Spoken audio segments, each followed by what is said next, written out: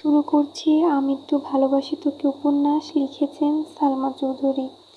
পর্ব 46। 46-এর প্রথমাংশ। আলী আহমেদ খানকে হাসপাতালে নেওয়া হয়েছে। ডাক্তার পরীক্ষা করে জানালেন সিরিয়াস কোনো সমস্যা নেই, অতিরিক্ত উৎকণ্ঠায় প্রেশার বেড়েছে। প্রেশার স্বাভাবিক করার জন্য একটা ইঞ্জেকশন আর স্যালাইন করা হয়েছে। আলী আহমেদ খানের বেডের পাশেই বসে আছে। ঘন্টা দুয়েক পর আবিরের আব্বু কিছুটা স্বাভাবিক হয়েছে। ভোর 4টার দিকে ওনাকে বাসায় আনা হয়েছে। বাসার পরিস্থিতি বেশ শান্ত। আবির আগেই ফোন করে জানিয়েছে তেমন কোনো সমস্যা নেই। হালিমা খান, আকলিমা খান সোফায় বসে আছেন। মিম আদি ঘুমে, মালিহা খান ঘুমাচ্ছেন। মেঘ ওনার চুলে তেল দিয়ে ম্যাসাজ করে দিচ্ছে। রুমে ঢুকতে গিয়ে সে দৃশ্য দেখে আবিরের ঠোঁটের কোণে হাসি ফুটল। আলী আহমেদ খান বিছানায় শুয়ে নিরুদ্যম কণ্ঠে বললেন, আবির, তোমার সাথে আমার কথা আছে। আবির খুব ভালো করে বুঝতে পারছে তার আব্বু কোন বিষয়ে কথা বলতে চাচ্ছেন, কিন্তু এই অবস্থায় কথা বলা একদম ঠিক হবে না। তাড়াতাড়ি ডাক্তারের কাছে নেওয়াতে বড়সড় কোনো সমস্যা হয়নি, আর একটু দেরি হলে হার্ট অ্যাটাক বা স্ট্রোক পর্যন্ত হতে পারত। আবির অশ্রুর স্বরে বলল, আপনার এখন ঘুমানো দরকার, কথা পরেও শোনা যাবে। আলী আহমেদ খানের ভেতরটা ছটফট করছে, খুব অস্বস্তিতে ভুগছেন। আকুল কণ্ঠে বললেন, খুব গুরুত্বপূর্ণ কথা, শুনো। আবির কিছুটা নিচু হয়ে আলী আহমেদ খানের হাতটা শক্ত করে ধরে আব্বুর চোখে চোখ রেখে অক্লিষ্ট কণ্ঠে বলল, আমি বললাম তো শুনবো, কিন্তু এখন না। আপনি ঠান্ডা মাথায় ঘুমান, আমি এখানেই আছি। আপনার যখন ঘুম ভাঙবে আমি তখনই শুনবো। আবির একটা চেয়ার এনে বিছানার পাশে বসে আব্বুর মাথায় হাত বুলিয়ে দিচ্ছে। অন্যদিকে মেঘ বিছানায় অপর পাশে বসে বড় আম্মুর মাথায় ম্যাসাজ করে দিচ্ছে। মালিহা খানকে ঘুমের ওষুধ খাওয়ানো হয়েছে, তাই কিছুই টের পায়নি। কিছুক্ষণের মধ্যেই আলী আহমেদ খান ঘুমিয়ে পড়েছেন। আবির তখনও মাথার কাছেই বসে আছে। আচমকা আবিরের নজর পড়ে মেঘের দিকে। ছোট ছোট দুটো হাতে কত সুন্দরভাবে চুলে ম্যাসাজ করে দিচ্ছে। আবিরের দৃষ্টি স্থির হলো। বাবা মায়ের একমাত্র ছেলে হিসেবে বাবা মাকে দেখে রাখার দায়িত্ব আবিরের। আবিরের জীবনসঙ্গিনী হিসেবে মেঘ নিজেও যত্নের সহিত আবিরের আম্মুকে ঘুম পাড়াচ্ছে। না চাইতেও আবিরের ঠোঁটে হাসি ফুটল। মেঘের এদিকে মনোযোগ নেই। বড় আব্বু ঘুমাচ্ছে দেখে সেও আর সেদিকে তাকাচ্ছে না।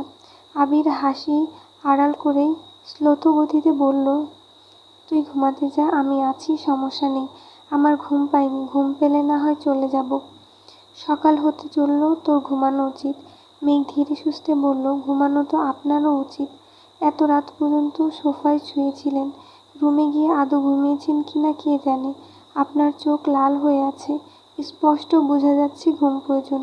কই, আপনি তো ঘুমাতে যাচ্ছেন না? আবির নীরবে হেসে সাবলীল ভঙ্গিতে বলল, বাহ, এত সূক্ষ্ম নজরদারি কবে থেকে শুরু করলি? মেঘ বিড়বিড় করে বলল, আপনি দেশে ফেরার পর থেকেই।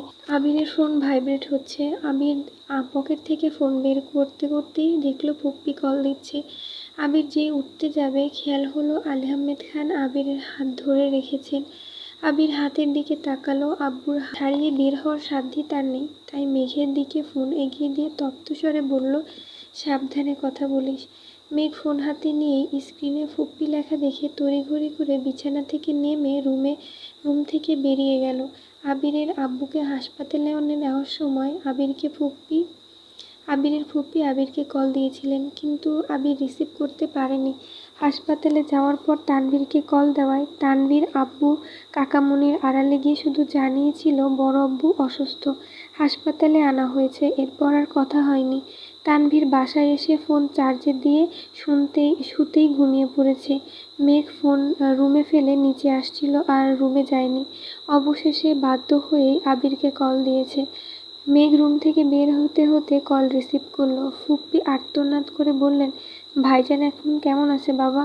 মেঘ নরম স্বরে বলল, বড় আব্বু মোটামুটি সুস্থ আছেন, বাসায় নিয়ে আসছে, এখন ঘুমাচ্ছেন। তুমি টেনশন করো না ফুপ্পি। মেঘ, হ্যাঁ ফুপ্পি। আবির কোথায়? আবির ভাই বড় আব্বুর পাশে বসে আছে, তাই আমাকে ফোন দিয়েছেন। বাসায় সবাই ঠিক আছে তো? আলহামদুলিল্লাহ ঠিক আছেন। বড় আব্বু বাসায় আসার পর সবাই বড় আব্বুকে দেখে ঘুমাতে গেছেন। তোর আব্বু কেমন আছে? আব্বুর কথায় কি বলবো, সেই যে চুপ করেছেন এখন পর্যন্ত। কারো সাথে কথা বলছেন না, আম্মুর সঙ্গেও কথা বলছেন না। তুমি চিন্তা করো না ফুপ্পি, নিজের যত্ন নিও, এখন ঘুমিয়ে পড়ো। আচ্ছা, তোরাও সাবধানে থাকিস, সম্ভব হলে আবিরের একটু যত্ন নিস। ছেলেটা মাত্রাতিরিক্ত দুশ্চিন্তা করে। আমার কথা শুনবে নাকি? এক ধমক দিয়ে 10 হাত দূরে ফেলে দিবে। মাহমুদা খান মৃদু হেসে বললেন, তুই বোঝায়া বলিস। আচ্ছা বলবো, এখন রাখছি। আল্লাহ হাফেজ। আল্লাহ হাফেজ। মেঘ কথা শেষ করে আবিরের কাছে ফোন নিয়ে গেল। আবির ফোন দিয়ে শীতল কণ্ঠে বলল, ঘুমাতে যা। মেঘ মাথা নিচু করে ধীর কণ্ঠে বলল, আমি থাকি এখানে। আবির কপাল কুঁচকে তাকালো। মেঘ চোখ তুলতেই দুজনেই চোখাচোখি হলো। আবির গম্ভীর কণ্ঠে বলল, রাত জেগে শরীর খারাপ করার কোনো প্রয়োজন নেই, রুমে যা। মেঘ আবিরের পানে চেয়েই গাল ফুলিয়ে ওষ্ঠ উল্টালো। বড় আব্বু বড় আম্মুকে রেখে যেতে ইচ্ছে করছে না, চোখে ঘুমও নেই। তাছাড়া এখানে থাকলে আবির ভাইয়ের কাছাকাছি থাকতে পারত। অভিমান জমেছে মনের কোণে। আবির কণ্ঠ দ্বিগুণ ভারী করে বলল, কথা বললে একটু মানিস প্লিজ। মেঘ আর কিছুই বলল না। আবির ভাইয়ের শান্ত অথচ শক্ত কণ্ঠের কথাতে আবেগ, অনুভূতি, তীব্র অধিকারবোধ লুকিয়ে আছে। তা বুঝতে পেরেই মেঘ চুপচাপ রুমে চলে গেছে। হাত মুখ ধুয়ে অজু করে নামাজ পড়ে একেবারে শুয়েছে। কিন্তু চোখে বিন্দুমাত্র ঘুম নেই। গতকালের ঘটনাগুলো বারবার মাথায় ঘুরছে। গোমরা মুখ আবির ভাইয়ের পরিবর্তনটা আজ মেঘের মনে বারবার খোঁচা দিচ্ছে। আবির দেশে আসার পর মেঘের সঙ্গে তেমন কথা বলতো না, বললেও চোখে মুখে সবসময় রাগ, ক্রোধ থাকতো। হুটহাট ধমক দিয়ে বসতো। অথচ ধীরে ধীরে আবির কেমন যেন পরিবর্তন হয়ে যাচ্ছে। এখন আর আগের মতো রাগ দেখায় না, মেঘের উপর শুধু শুধু চেঁচায় না। কিছু জিজ্ঞেস করলে শীতল কণ্ঠে উত্তর দেয়। আর যত্ন তো কয়েক গুণ বেড়েছে। আবিরকে নিয়ে ভাবতে ভাবতে মেঘ ঘুমিয়ে পড়েছে। প্রায় 8টা নাগাদ মালিহা খান সজাগ হয়েছেন। আবির তখনও চেয়ারে হেলান দিয়ে বসে আছে। মালিহা খান শোয়া থেকে তাড়াতাড়ি উঠে বসলেন। উদ্বিগ্ন কণ্ঠে আবিরকে প্রশ্ন করলেন, তোর আব্বুকে নিয়ে কখন বাসায় এসেছিস? ডাকিসনি কেন আমায়? 4টার দিকে এসেছি, তুমি ঘুমাচ্ছিলে তাই ডাকিনি। তোর আব্বু ঠিক আছে তো? আলহামদুলিল্লাহ, এখন সুস্থ আছে, শুধু প্রেশারটা একটু বাড়তি। আজে বাজে চিন্তাভাবনা বাদ দিতে বলেছেন। মালিহা খান করুণ দৃষ্টিতে আবিরের মুখের পানে তাকিয়ে আছে। তারপর মোলায়েম কণ্ঠে শুধালেন, সারা রাত ঘুমাসনি? না, রুমে গিয়ে একটু ঘুমিয়ে নিয়ে আমি আছি তোর আব্বুর কাছে। সমস্যা নেই, আব্বু উঠুক তারপরে যাব। মালিহা খান তেমন জোর করলেন না। বাবার অসুস্থতায় ছেলে পাশে থাক, এটা সব মায়েরাই চাইবে। মালিহা খান উঠে ফ্রেশ হয়ে রান্নাঘরের দিকে চলে গেলেন। ততক্ষণে সকালের নাস্তা প্রায় রেডি হয়ে গেছে। বাড়িতে একজন হেল্পিং হ্যান্ড আছেন যিনি প্রায় 15 বছর যাবৎ এই বাড়িতে থাকেন। ওনার নাম খোদেজা। ওনার হাজবেন্ড এই বাড়ির দারোয়ান। বাড়ির দেখাশোনা ওনারা দুজন মিলেই করেন। ওনাদের 2জন মেয়ে। বড় মেয়ের বিয়ে হয়েছে, ছোট মেয়েটা এবার ক্লাস 6-এ পড়ে। তাদের খাওয়া দাওয়া থেকে শুরু করে মেয়েদের পড়াশোনার খরচ সহ সব দায়িত্বই আবিরের আব্বুর। আবিরদের মেইন গেটের পাশেই ওনাদের থাকার জন্য 2টা রুম করে দিয়েছেন। উনি সব কাটা বাছা করে দেন, কিন্তু রান্না বেশিরভাগ সময় মালিহা খান নিজেই করেন। মালিহা খানের রান্না ছাড়া আবিরের আব্বু খেতে পারেন না। অসুস্থতার কারণে সব রান্না করতে না পারলেও আলী আহমেদ খানের জন্য অল্প স্বল্প রান্না মালিহা খানই করেন। এখন বেশিরভাগ রান্না হালিমা খান করেন। রান্না করাটা হালিমা খানের শখ। নতুন নতুন রেসিপি বানানো, বাড়ির সবাইকে তা খাওয়াতে ওনার বেশ ভালো লাগে। অন্যদিকে আকলিমা খান রান্না পারেন না বললেই চলে। মালিহা খান বা হালিমা খান রান্না করলে উনি শুধু দাঁড়িয়ে দাঁড়িয়ে দেখেন, মাঝে মাঝে লবণ চেক করেন। বড় দুই বউ অসুস্থ থাকলে বাধ্য হয়ে খোদেজা আপার সহযোগিতায় রান্না করেন, তবে তা খাওয়ার যোগ্য হবে কি না সে বিষয়ে সবসময় চিন্তিত থাকেন। আবির আসার পর আরেকজন হেল্পিং হ্যান্ড এনেছে। উনি 2-3 ঘন্টার জন্য এসে ঝাড়া মোছা, কাপড় ধোয়ার সাথে অন্যান্য কিছু কাজ করে দিয়ে যান। আজ মালিহা খান, আকলিমা খান দুজনেই উঠতে দেরি করছেন, তাই আকলিমা খান আর খোদেজা আপা মিলে নাস্তা রেডি করছেন। মালিহা খান রান্নাঘরে এসে আবিরের জন্য হালকা নাস্তা নিয়ে রুমে চলে গেছেন। আম্মুর কর্মকাণ্ডে আবির বিরক্ত হয়ে বলল, তোমাকে নাস্তা আনতে কে বলেছে? ভালো না লাগলে শুয়ে ঘুমাও, তোর আব্বুর জন্য রান্না করতে হবে। এই অবস্থায় রান্না করতে যাবে? ওরা সব রেডি করে রেখেছে, শুধু রান্নাটা করব। আবির রাগান্বিত কণ্ঠে বলল, যা খুশি করো, তোমাদের কাউকে কথা মানাতে পারলাম না। আবির দীর্ঘশ্বাস ছাড়ল। মালিহা খান খানিক হেসে বেরিয়ে গেলেন। মালিহা খান ড্রয়িং রুম পর্যন্ত যেতেই মেঘ নেমে আসলো। মালিহা খানের আগের রান্নাঘরে ছুটে গেল। সবাই আলী আহমেদ খানের রান্নার বিষয়ে কথা বলছিল। মেঘ উত্তেজিত কণ্ঠে বলল, বড় আব্বুর জন্য আজ আমি রান্না করব।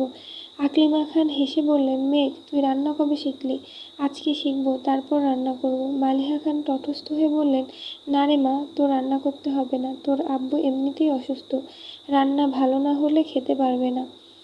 রান্না একেবারে ভালো না হলে প্রয়োজনে 5 বার করব, তবুও আমিই রান্না করব। তুমি শুধু বসে বসে আমায় দিক নির্দেশনা দিও। না রে পাগলামি করিস না। মেঘ শক্ত কণ্ঠে বলা শুরু করলো, ডিসিশন ফাইনাল, রান্না আমিই করব। আমি এই বিষয়ে আর কোনো কথা শুনতে চাই না। তোমরা সবাই রান্নাঘর থেকে যাও, ডাইনিং থেকে নির্দেশনা দিলেই চলবে। বড় আব্বু আবির ভাই যেভাবে নিজের মর্জি চালান, মেঘও আজ ঠিক সেভাবেই বলেছে। মালিহা খান সহ বাকিরাও আশ্চর্য নয়নে মেঘকে দেখছে। সামান্য নুডলস রান্না করতে গেলে যে মেয়ে 10 বার আম্মু, বড় আম্মু অথবা কাকিয়াকে ডাকতে থাকে, সে আজ রান্না করার জন্য সবাইকে রান্নাঘর থেকে বের করে দিচ্ছে। ভাবা যায় মালিহা খান ডাইনিংয়ে বসেই মেঘকে নির্দেশনা দিচ্ছে, মেঘ সে অনুযায়ী রান্না করছে। একবারের জায়গায় 10 বার লবণ চেক করছে, তাড়াতাড়ি তরকারি হয়েছে কিনা সেটাও বুঝতে পারছে না, আবার কাউকে কাছেও আসতে দিচ্ছে না। মালিহা খানের কথা মতো বড় আব্বুর জন্য 2টা তরকারি রান্না করেছে। রান্না শেষে ছুটে গেল বড় আব্বুর রুমে, বড় আব্বু উঠেছে কিনা দেখার জন্য। 3 দিনের অনিদ্রায় আবিরের চোখ ঘুমে টানছিল, তাই এই চেয়ারে হেলান দিয়েই ঘুমিয়ে পড়েছিল। মেঘের নুপুরের শব্দে সহসা ঘুম ভেঙে গেছে। ক্ষুদ্র পরিসরে তাকাতেই চোখ পড়ল মেঘের নাজেহাল অবস্থা। গ্যাসের তাপে মেঘের একাকার অবস্থা হয়েছে। যে মেয়ে আজ পর্যন্ত টানা 10 মিনিট চুলার পাশে দাঁড়িয়েছে কিনা সে দাঁড়িয়ে থাকেনি, সে আজ প্রায় 1.5 ঘন্টা যাবৎ রান্না করেছে। চোখ মুখ লাল হয়ে আছে। আবিরের সূক্ষ্ম নেত্রে মেঘকে দেখে মৃদুগ্রামী কণ্ঠে বলল, তোর এই অবস্থা কেন? মেঘ উত্তর না দিয়েই উল্টো প্রশ্ন করল, বড়ব্বু এখনো ওঠেনি? না। আচ্ছা মেঘ চলে যাচ্ছে। আবির পেছন থেকে গম্ভীর কণ্ঠে আবারও প্রশ্ন করল, আমি কি জিজ্ঞেস করেছি? এমনি। বলেই মেঘ চলে গেছে। আবিরের দুশ্চিন্তার কমতি নেই।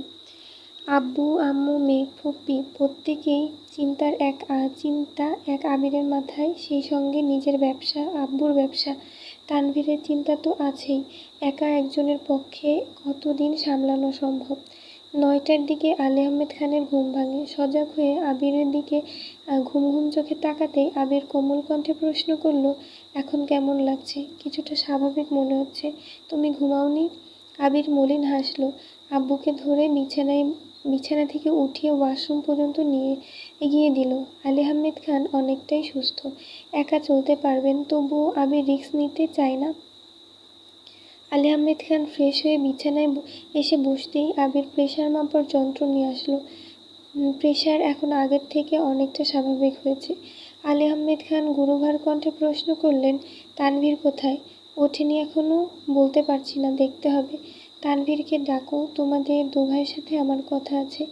আবির ভ্রুকুচকে বলল, আগে খাবার খেয়ে ওষুধ খাবেন, তারপর কথা শুনব। আলী আহমেদ খান গম্ভীর কণ্ঠে বললেন, তুমি আমার কথার গুরুত্ব দিচ্ছ না আবির। আবির ঠোঁটে হালকা হাসি রেখে বলল, আপনার সুস্থতার থেকে আশা করি কথাটা বেশি গুরুত্বপূর্ণ নয়। আপনি সুস্থ থাকলে একটা কেন 1,00,000 কোটি কথা বলতে পারবেন। আলী আহমেদ খান নিশ্চুপ। আবির রুম থেকে উচ্চস্বরে বলল, আব্বুর জন্য খাবার পাঠাও। একটু পর মেঘ খাবার নিয়ে রুমে ঢুকলো। আবির কপাল গুটিয়ে চেয়ে আছে। মেঘ ভাতের প্লেট রেখে আবারও ছুটল। একে একে সব নিয়ে এসেছে। মালিহা খান রুমে এসে বিছানার পাশে বসে আবিরের আব্বুর সাথে কথা বলছে। এই সুযোগে আবির মেঘের দিকে তাকিয়ে ভ্রু নাচালো। মেঘ শুধু মুচকি হাসল।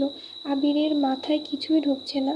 মালিহা খান এবার খাবারের প্লেট এগিয়ে দিয়ে উদ্দীপিত স্বরে বলল, নিন, খেয়ে নিন, রান্না কেমন হয়েছে? আলী আহমেদ খান অল্প খেয়ে কপাল খানিকটা কুঁচকাল। সে দৃশ্য দেখে ভয়ে মেঘের বুক কেঁপে উঠেছে। স্বয়ং আবির ভাই এখানে উপস্থিত। রান্না খারাপ হলে আজ খবরই আছে। আলী আহমেদ খান আর একটু খেয়ে হাসি মুখে বললেন, আজকের রান্নার স্বাদ অন্যরকম। এ রান্না তো তোমার না, কে রান্না করেছে? মালিহা খান চোখের ইশারায় মেঘকে দেখালো।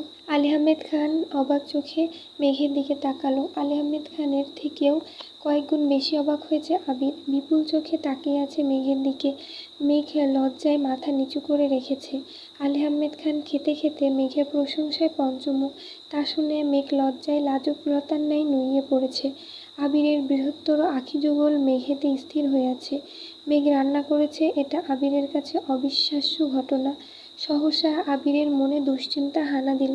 তীক্ষ্ণ দৃষ্টিতে মেঘকে আপাদমস্তক পরখ করতে লাগলো। রান্না করতে গিয়ে কোনো সমস্যা হয়েছে কিনা তাই দেখে নিল। আবিরের হৃদয় খুঁড়ে স্বস্তির নিঃশ্বাস বেরিয়ে আসলো। মনের ভেতরে অন্যরকম ভালো লাগা কাজ করছে। প্রতিনিয়ত মেঘের বিস্ময়কর কর্মকাণ্ডে আবির অভিভূত হয়ে যাচ্ছে। মেঘের দায়িত্ববোধ, চলাফেরাতে আমূল পরিবর্তন, আচরণ, কথাবার্তাতেও আকাশ পাতাল পার্থক্য। ছটফটে অল্প বয়স্ক মেয়েটা কদিনেই কেমন যেন দায়িত্বশীল হয়ে উঠেছে। কথায় পূর্ণ ম্যাচিউরিটি, হুটহাট রেগে যায় না, রাগলেও তা নিয়ন্ত্রণ করতে শিখে যাচ্ছে। আবিরের আব্বু আম্মুর প্রতি যত্ন দেখে আবির নবরূপে অষ্টাদশীর প্রেমে পড়েছে। আবির ভাবতেও পারেনি তার ছোট্ট চড়ুই পাখি এত দ্রুত বদলে যাবে। প্রেমিকা সুলভ আচরণে মেয়েটার দিনকে দিন বউয়ের ন্যায় আচরণ করছে। অষ্টাদশীর উষ্ণ আত্মতায় আবিরের বক্ষ অনুষঙ্গে আন্দোলিত হয়। আলী আহমেদ খানের খাওয়া প্রায় শেষের দিকে। আবির গলা খাকারি দিয়ে মেঘকে উদ্দেশ্য করে বলল, তানভীর উঠেছে কিনা দেখে আয়, উঠলে বলিস রুমে আসতে। মেঘ আচ্ছা বলে চলে গেছে। এর মধ্যে মোজাম্মেল খান রুমে এসেছে। ভোরবেলা এবার দরজা পর্যন্ত এসেছিল বড় ভাই ভাবির রুম, তাই ভেতরে আসেনি। দরজার বাইরে থেকেই আবিরের সঙ্গে কথা বলে চলে গেছিল। মোজাম্মেল খান আসতেই আলী আহমেদ খান শান্ত স্বরে বললেন, আয় ভেতরে এসে বস। এরই মধ্যে তানভীর আসলো। খাবার শেষ হতেই মেঘ প্লেট নিয়ে চলে গেছে। আবির আব্বুকে ওষুধ এগিয়ে দিয়ে পুনরায় চেয়ারে বসেছে। তানভীর আবিরের পেছনে দাঁড়ানো। মালিহা খান আলী আহমেদ খানের পাশেই বসা।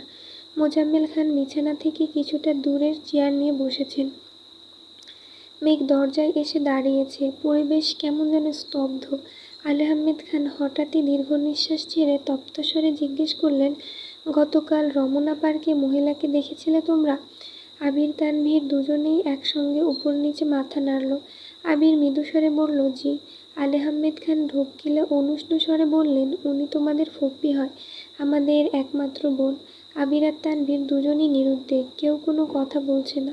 দরজার পাশে মেঘ নিশ্চুপ দাঁড়িয়ে আছে। আলী আহমেদ খান একে একে সম্পূর্ণ ঘটনা খুলে বললেন। তানভীর আবির আগেই ফুপ্পির দিক থেকে ফুপ্পির সব ঘটনা শুনেছে, আর আজ আলী আহমেদ খানের মুখ থেকে সব শুনছে। তারা আগে থেকেই ঘটনা জানে, এরকম কোনো রিয়াকশনই দেখায়নি, আবার কোনো প্রকার এক্সাইটমেন্টও প্রকাশ করেনি। আলী আহমেদ খান ও মোজাম্মেল খান বোনের প্রতি নিজের আবেগ অনুভূতি প্রকাশ করছে। আলী আহমেদ খান অবশেষে একটা কথা বলছেন, এই খানবাড়ি আমার অক্লান্ত পরিশ্রমে গড়ে উঠেছে। সে শুধু আমার বোনকে নেয়নি, আমার পরিবারের সুখ শান্তি কেড়ে নিয়েছে। আমি তাকে কোনোদিনই ক্ষমা করব না। আবির ভারী কণ্ঠে শোধালো, 28 বছরেও আপনার পরিবার পরিপূর্ণ হয়নি? আমরা কি তবে আপনার শান্তির কারণ নই?